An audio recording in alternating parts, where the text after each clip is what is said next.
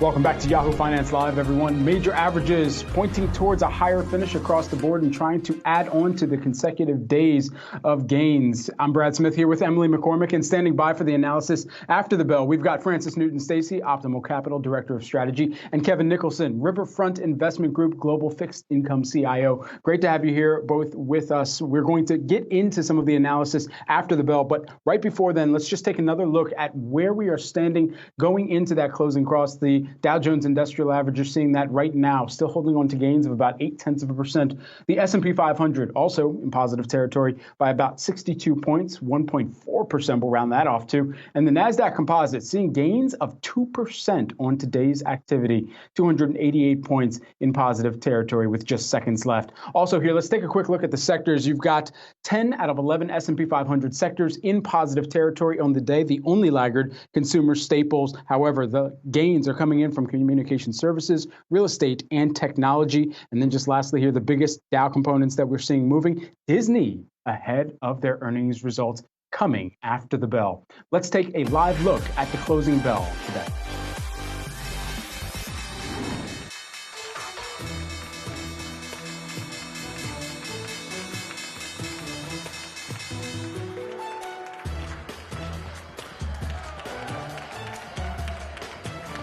And there you have it. That is the closing bell this Wednesday, February 9th. Taking a look at where stocks are going to settle on today's session. The Dow Jones Industrial Average up more than 300 points, or about 0.9%. The S&P 500 up about 1.5%, and the NASDAQ Composite up about 2%. Those technology shares are extending gains, accelerating here into the close as we have seen Treasury yields easing back across the yield curve. But let's head back over to our market panel now for a little bit more analysis on today's trading action. Francis, I'll start with you. Now, we're heading for a third straight week of gains for the S&P 500 after a month-long stretch of volatility. Do you think this momentum can continue? Well, I think that it can continue a little bit higher. I think what I expect at this point is for, the S&P to go back up and test 46.8750, that range. It's either going to make a lower high and fail. It's going to go back up to the all-time high or very near it and have a double top. Unlikely. I don't see a catalyst yet. It could go and make a slightly higher high and then probably fail. And the reason is that growth and inflation look like they're peaking, particularly inflation. While the CPI print is expected to be very hot tomorrow, it's going to be very interesting to see if we have a deceleration in the month-over-month numbers versus even higher year-over-year numbers. Of course, any surprises, markets are going to react to that. But the thing is if you look at the data in the background, what supports the peak inflation narrative is the ISM numbers are coming off of their peaks. When you're looking at the growth story, you've got the impossible comparisons of the $1,400 stimulus checks from last year. And so you see these things in a deceleration pattern. And then you sort of juxtapose that to the hawkish pivot from the Fed. And you look back historically, every time the Fed has tightened into decelerating growth, you've had a recession as a precursor. Even though the market is now priced in 5 rate hikes, which is why I think that we have this nice bounce, is because we've now priced in the bad news. I think many traders, and particularly those looking at the gap between the inflation consensus and the swap market, are saying, wait a second, I don't know that we're going to get 5 rate hikes in. And that could be some of what's behind the rally. And Kevin, behind each decision, picking back off of what Francis was saying a moment ago, with each of the decisions that the Fed makes, how data dependent do you expect them to be along the way of these hikes that we're already anticipating? I believe that the Fed is going to be very data dependent. And so I agree with pretty much everything that Francis said, because the Fed at this juncture is behind the curve. So initially, they're going to make sure that they get a couple hikes in, but then they're going to look at the data as it comes in. And if it shows that the economy is actually slowing down and that they are getting inflation in check, then I believe at that juncture, they may take a break and pause. And so we may not see the 5 rate hikes that the Fed funds futures market is pricing in right now. Francis, you mentioned the CPI print that we'll be getting out tomorrow. What do you think the market is pricing in at this point? And if we do get another print above 7% or a print above 7%, accelerating from what we saw in December, do you think that's going to stir up some volatility here in markets? Well, the thing is that I think if it comes out as expected, we're not going to have much because I think a lot of it's been priced in. However, if we do see a surprise to the upside, we might have something. But again, you've got more data coming out again. You've got another print coming out before the Fed meets in March. So I don't know how much it would influence the Fed. However, if it surprises to the downside, I think you may see a really positive reaction in markets if it's way down, because there again, what we're saying is basically, do we get 5 rate hikes in? And is that currently probably what's priced into the market? I think 5.3 or something is priced into the market at this point. So the other thing is that when you look at credit spreads are kind of building in the background, which is sort of along that peak inflation sort of deceleration story. And the thing about it is when you look at, like, for instance, the corporate bonds,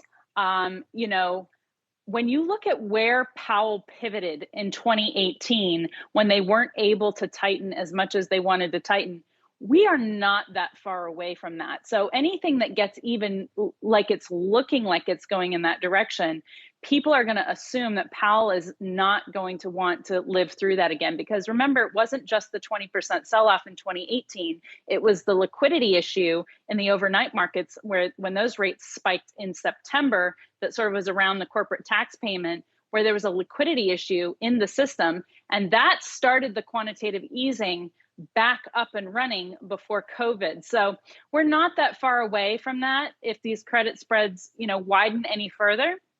And the thing about it is we have way more debt in the system than we had at that time. So Powell's going to be very sensitive to that. Kevin, where would you be positioning your portfolio at this time? I mean, the biggest sectors that we'd seen, at least during today's trading session and some of the gains that came through, communication services, one of the major sectors and one of the major outperformers that we've been tracking. But we also have been keeping a close eye on staples and where some investors have been leaning further into staples at this point in time. Where would you be positioning? So it really depends on the time horizon that you have before you. Our portfolios are positioned along in time horizon basis. And so in our longer horizon portfolios, we have been focused on buying mega cap tech. On the pullback, we've also bought some comm services in those portfolios. We also like consumer discretionary because we think that, with wages rising, with the economy reopening, and hopefully we're getting past the pandemic, that, people are going to have some extra discretionary income. And also because interest rates have been rising, we have liked financials as well. Now, Staples has actually started the year out very strong.